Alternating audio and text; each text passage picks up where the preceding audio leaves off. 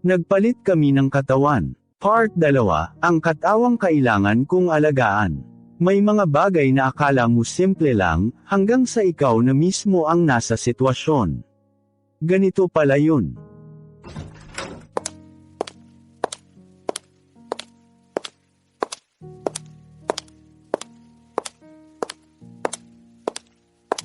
Nakatayo ako sa harap ng salamin sa banyo, nakatitig sa katawan ni Leah, na ngayon ay katawan ko. Okay, Michael, bulong ko sa sarili ko, huminga ka. Katawan lang to, katawan lang. Pero kahit anong pilit kong maging kalmado, ramdam ko na agad na iba. Iba ang bigat, iba ang galaw, iba ang pakiramdam ng bawat hina. Sinubukan kong maghilamos. Simple lang, di ba? Pero nang yumuko ako, may biglang hamatak sa ulo ko. Ay, napaungol ako, buhok, mahaba, basa, nakasampay sa mukha ko na parang sariling desisyon niyang sakupin ang paningin ko. Ganito pala to, bulong ko habang pilit iniaayos ang buhok. Araw-araw ganito, habang nagsisipilyo, napansin kong mas sensitibo ang lahat. Parang bawat galaw, kailangan mas maingat. Hindi pwedeng bara-bara, hindi pwedeng kampante. At doon ko unang naramdaman ang kaba. Hindi lang to basta katawan. Responsibilidad to. May nakahanda ng almusal sa mesa. Panipi. Paglabas ko ng banyo, may nakahanda ng almusal sa mesa. Bilisan mo, Leah, sabi ng nanay niya habang nag-aayos ng bag. May exam ka ngayon. Exam. Biglang nanikip ang dibdib ko. Oo po, sagot ko, pilit pinapakalma ang boses. Umupo ako at sinubukang kumain, pero ramdam kong hindi sanay ang katawan sa galaw ko. Parang may sariling ritmo ang katawan ni Leah na hindi tugma sa akin. Habang kumakain, napansin ng nanay niya ang mukha ko. Ayos ka lang ba? Tanong niya, parang namumutla ka. Gusto kong sumigaw ng hindi PO, nasa katawan PO ako ng anak niyo at hindi ko alam ang ginagawa ko. Pero ngumiti lang ako, medyo, kulang lang po sa tulog. Tumango siya, huwag mong pababayaan ang sarili mo, ha? Alagaan mo katawan mo, parang may tumusok sa dibdib ko. Kung alam mo lang po.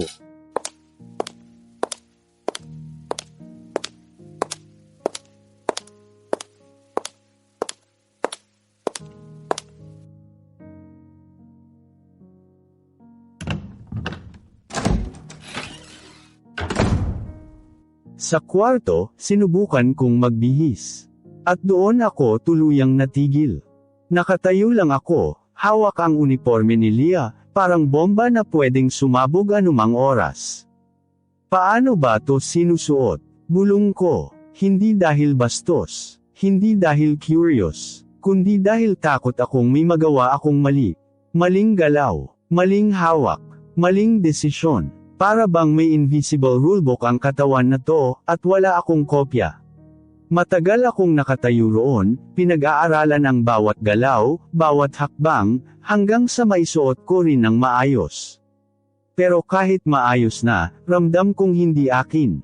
Parang nanghiram lang ako ng damit na may kasamang buhay.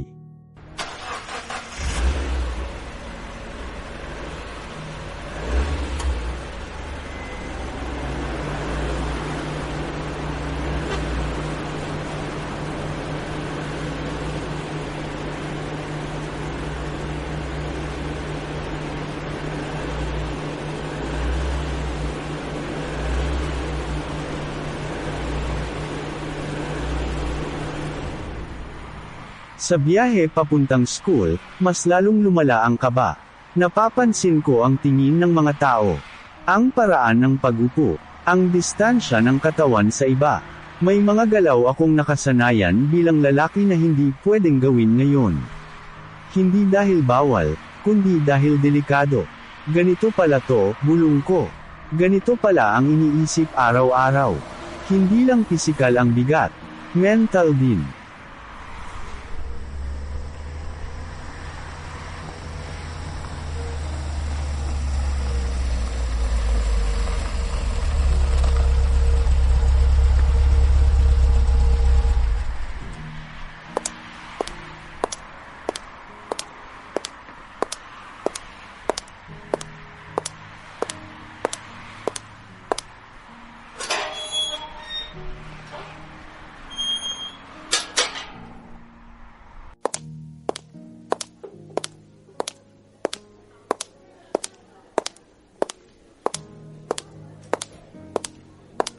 Sa school, bawat hakbang ay parang exam. May bumati kay Leah, na ako. Oy, Leah, good luck sa test. Okay ka lang. Ngumiti ako. Tumango. Sumagot ng maiksi. Pero sa loob ko, nagpapanik ako. Paano kung mali ang kilos ko? Paano kung may mapansin sila? Paano kung mapahamak ang katawan niya dahil sa akin?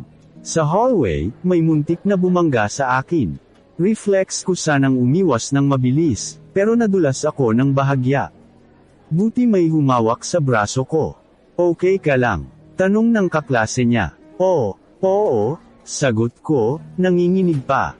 Doon ko naintindihan.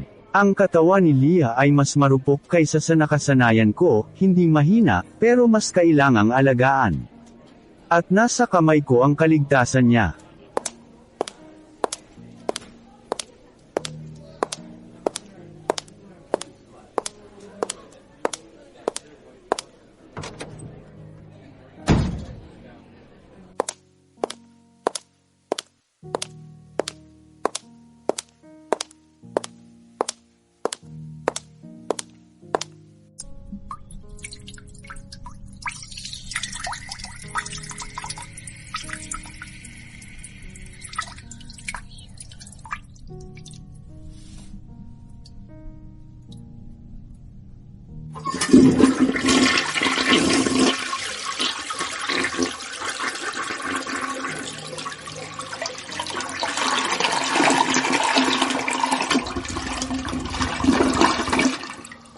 Sa banyo ng school, tumingin ulit ako sa salamin.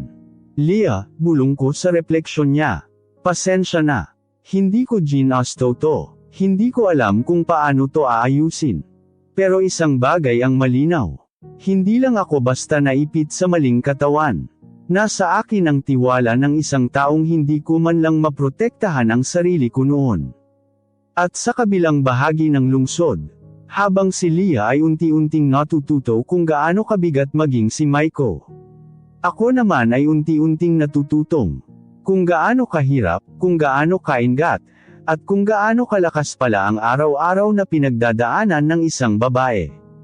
Kahit hindi nila sinasabi, at ramdam kong, mas lalala pa to.